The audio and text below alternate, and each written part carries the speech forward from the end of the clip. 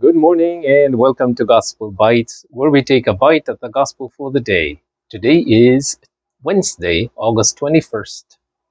A reading from the Holy Gospel according to Matthew. Glory to you, O Lord. Jesus told his disciples this parable. The kingdom of heaven is like a landowner who went out at dawn to hire laborers for his vineyard. After agreeing with them for the usual daily wage, he sent them into his vineyard. Going out about 9 o'clock, he saw others standing idle in the marketplace, and he said to them, "You too go into my vineyard, and I will give you what is just." So they went off, and he went out again around noon, and around 3 o'clock, and did likewise. Going out about 5 o'clock, he found others standing around, and said to them, "Why do you stand here idle all day?" They answered, "Because no one has hired us." He said to them, "You too go into my vineyard." When it was evening, the owner of the vineyard said to his foreman, "Summon the laborers and give them their pay, beginning with the last and ending with the first." When those who had started about 5 o'clock came, each received the usual daily wage. So when the first came, they thought that they would receive more, but each of them also got the usual wage. And on receiving it, they grumbled against the landowner, saying, "These last ones worked only 1 hour, and you have made them equal to us, who bore the day's burden and the heat." He said to one of them in reply, "My friend, I am not cheating you. Did you not agree with me for the usual daily wage? Take what is yours and go. What if I wish to give this last one the same as you? Or am I not free to do as I wish with my own money?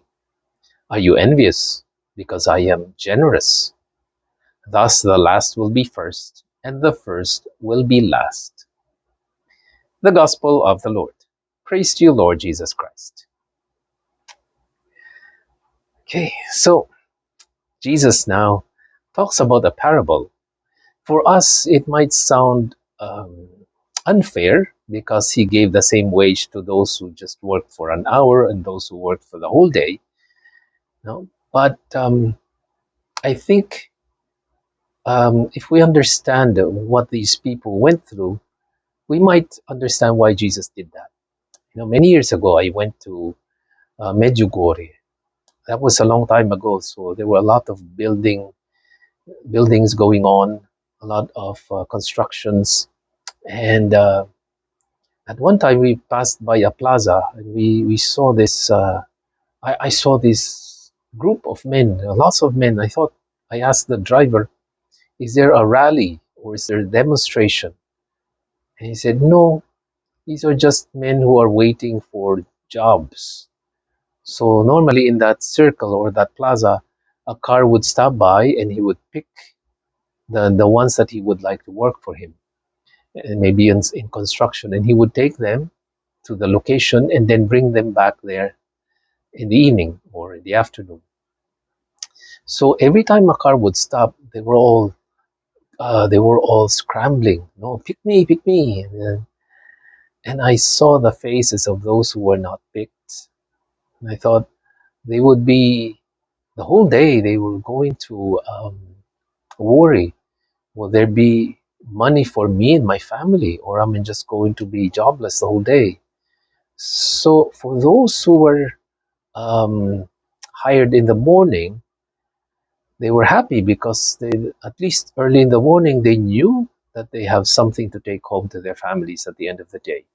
But the ones who were hired at the hour before, imagine the stress, the loneliness, the feeling of helplessness or uselessness because nobody was hiring them.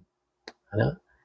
And to receive the same amount, maybe the daily wage, that was a whole. They must be really grateful for that. That they waited the whole day, but they still got at least some decent money to feed their families. And I think this is what Jesus is saying. Jesus is generous. His love is perfect for those who are first and those who are last. Besides, if you go to if you're going to receive a reward from God, I think we should be happy already that we have a reward from God. If you're going to heaven, you should be not worried if everybody else is getting less. The fact that you're going to heaven, you should be the happiest person in the world. You know? And to find out that others are going to heaven too, that should even add up to your joy. And this is what Jesus is saying: be happy for what others are receiving. It doesn't take away anything from you. You're receiving all of the you're receiving heaven. There's nothing more to that.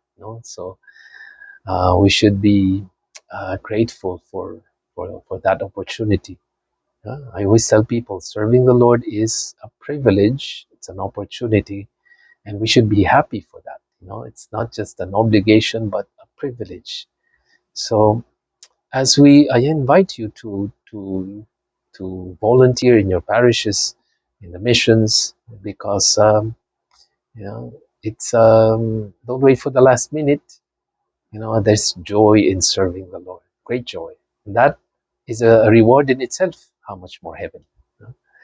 I'm Father Jerry Sembrano for another edition of Gospel Bites, inviting you all to serve your church. And God bless you. Have a nice day.